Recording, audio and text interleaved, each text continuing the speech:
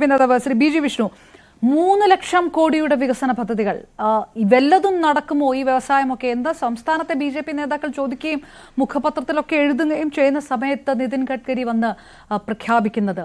ഈ മുമ്പ് ചോദിച്ച ആ ഒരു നെഗറ്റീവ് ചിന്താഗതി ഇനിയും സംസ്ഥാനത്തെ BJP നേതാക്കൾക്ക് ചോദിക്കാൻ കഴിയുമോ? ഞങ്ങൾക്ക് നെഗറ്റീവ് ഉള്ളത് വികസനത്തോടല്ലല്ലോ, കേരളത്തിലെ സംസ്ഥാന സർക്കാർ സ്വീകരിക്കുന്ന നയത്തോടാണല്ലോ. 3.5 ലക്ഷം കോടി രൂപയുടെ പദ്ധതി കേന്ദ്ര ഗതാഗത ഉപരിതല ഗതാഗത വകുപ്പ് മന്ത്രി ശ്രീ നിതിൻ ഗഡ്കരി പ്രഖ്യാപിക്കുന്നു. കേരളത്തിൽ വികസനത്തിൻ്റെ വായാതനങ്ങൾ തുറന്നിട്ടത് നരേന്ദ്രമോദി സർക്കാരാണ്. ഇപ്പോൾ CPM-ൻ്റെ പ്രതിനിധി പറഞ്ഞല്ലോ വിഴിഞ്ഞം പദ്ധതിയെപ്പറ്റി.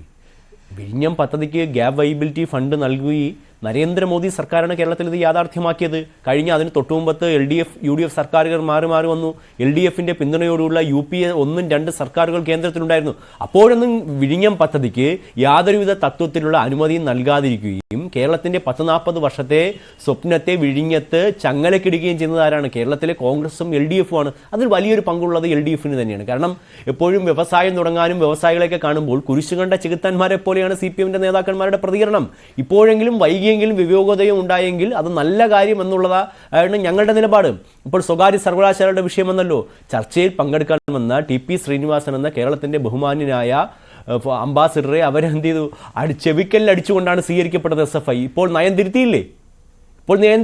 പക്ഷേ ഇപ്പോഴും അദ്ദേഹത്തിൻ്റെ മുഖത്തേക്ക് അടിച്ച അടി ചോദ്യം ചോദിക്കുമ്പോൾ അത് നന്നായി പോയി, അല്ലെങ്കിൽ അതൊക്കെ അന്നത്തെ സാഹചര്യമാണെന്ന് പറഞ്ഞ് വെറുതെ പൊതുസമൂഹത്തിന് മുന്നിൽ ഇളിഫ്യരായി മാറാൻ തന്നെയാണ് LDF-നും വീണ്ടും വിധിക്കപ്പെട്ടുള്ളത്. വിഴിഞ്ഞം പദ്ധതി ആയാലും ദേശീയപാതയുടെ വികസനമായാലും ആരാണ് രാജ്യത്ത് നടപ്പിലാക്കിയത്? ഭാരത്മാല പദ്ധതിയുടെ ഭാഗമായി. അത് കേരളത്തിൽ മാത്രമല്ല, ഈ രാജ്യത്തെ സർവ്വസ്ഥലങ്ങളിലെ റോഡുകൾ വികസിപ്പിക്കുക എന്നുള്ളത് നരേന്ദ്രമോദി സർക്കാരിൻ്റെ കാഴ്ചപ്പാടാണ്. കാരണം റോഡ് വികസനത്തിലൂടെ മാത്രമേ വികസനം ജനങ്ങളിൽ എത്തിക്കാനും ഗതാഗത സൗകര്യങ്ങൾ വർദ്ധിപ്പിച്ചാൽ മാത്രമേ വലിയ രീതിയിലുള്ള നിക്ഷേപങ്ങൾ ഉണ്ടാവാനും ഗതാഗത സൗകര്യത്തിന് മാത്രമേ കഴിയൂ. അത് ഗതാഗത സൗകര്യത്തിൽ മാത്രമല്ല, ഇപ്പോൾ വിമാനങ്ങൾ പോർട്ടുകളുടെ കാര്യത്തിലായാലും വിമാനത്താവളത്തിൻ്റെ കാര്യത്തിലായാലും എല്ലാ കാര്യത്തിലും എല്ലാത്തിനെയും ചേർത്ത് പിടിച്ചുകൊണ്ട് ഒരു നൂലിൽ കൂടി കൊണ്ടുപോയി രാജ്യത്തിൻ്റെ എല്ലാ തരത്തിലുള്ള വികസന പ്രവർത്തനങ്ങൾ യാഥാർത്ഥ്യമാക്കുക എന്നുള്ളതാണ്. ഞങ്ങൾ എപ്പോഴും വികസനത്തോട് പോസിറ്റീവായ സമീപനം തന്നെയാണ് സ്വീകരിക്കാറുള്ളത്. ഇപ്പോൾ ഈ CPM-ന്റെ നയം മാറിയെങ്കിൽ വളരെ നല്ലതെന്ന് ഞങ്ങൾ പറയുള്ളൂ. ആന്തല്ലൂരിൽ എന്തുകൊണ്ട് വ്യവസായി തൂങ്ങി മരിച്ചു? ME ഗോവിന്ദൻ മാഷിൻ്റെ ഭാര്യ ശ്യാമള ദേവി ആയിരുന്നല്ലോ അവിടുത്തെ ചെയർപേഴ്സൺ ആയിരുന്നത്. പുല്ലൂരിൽ എന്തുകൊണ്ട് വ്യവസായി സ്വന്തം വ്യവസായിക ഇടത്തിൽ തൂങ്ങി മരിച്ചു? ഇങ്ങനെ കിറ്റെക്സ് എന്തുകൊണ്ട് കേരളം വിട്ടോടി? ഇതിനെല്ലാം കാരണക്കാർ BJP ആണോ?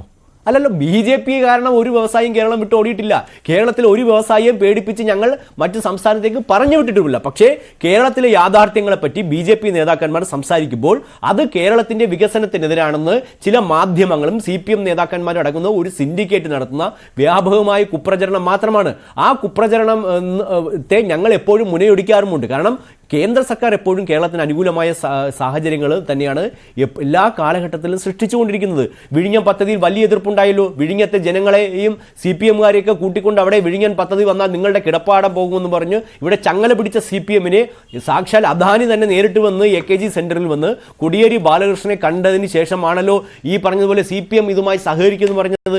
എന്താണ് അദാനി വന്ന് നേരിട്ട് വന്ന് കണ്ടപ്പോൾ ഉണ്ടായ മാറ്റം? അതെന്താണെന്ന് CPM ഇതുവരെ വെളിപ്പെടുത്തിയിട്ടില്ല. അവർ അങ്ങനെ ഒരു നയം സ്വീകരിക്കുന്നതിൽ ഞങ്ങൾ സ്വാഗതം ചെയ്തു. കാരണം ഒരു വ്യവസായവും കേരളത്തിൽ ഒരു രാഷ്ട്രീയ പാർട്ടിയിലും തട്ടിക്കൊണ്ട് കേരളത്തിന് കിട്ടാതെ പോകരുത്, മുടങ്ങരുത് എന്ന് അഭിപ്രായവും നിലപാടുമുള്ള പാർട്ടിയാണ് BJP. ഞങ്ങൾ എല്ലാ വ്യവസായം വരുമ്പോഴും അതിന് അനുകൂലമായ നിലപാട് തന്നെയാണ് കേന്ദ്ര സർക്കാരും ഭാരതീയ ജനതാ പാർട്ടിയും ഒക്കെ സ്വീകരിച്ചിട്ടുള്ളത്. അതുകൊണ്ട് മുൻകാലങ്ങളിലെ പുസ്തകങ്ങൾ തുറക്കുമ്പോൾ അത് കൈപ്പുള്ളത് CPM-നാണ്. വിഷ്ണു, ആ എഫർട്ടൊക്കെ നിങ്ങളുടെ സർക്കാർ എടുത്ത നിയമ ഭേദഗതിയും നയങ്ങളും കൊണ്ടാണെന്ന് BJP അവകാശപ്പെടുകയും ചെയ്യും.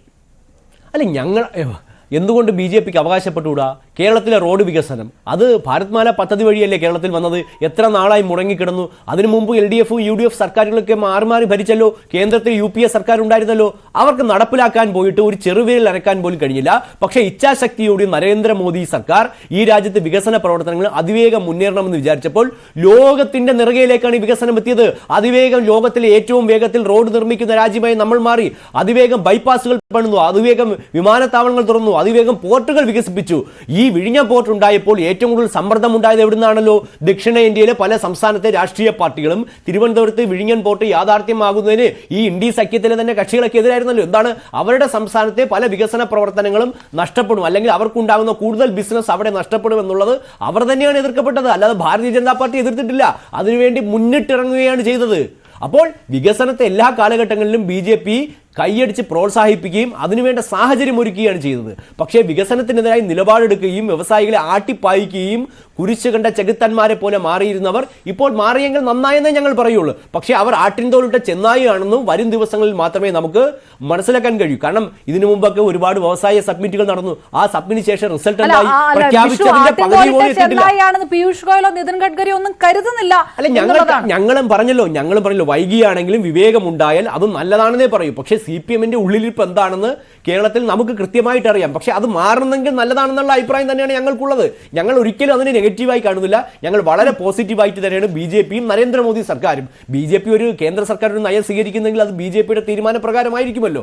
അല്ലാതെ ഒരു സംസ്ഥാനത്തെ മാറ്റി നിർത്തുക എന്നുള്ള CPM-ന്റെ വ്യാപകമായ വ്യാജ പ്രചരണത്തിനാണ് ഇന്നിവിടെ അന്ത്യം കുറിക്കപ്പെട്ടത്.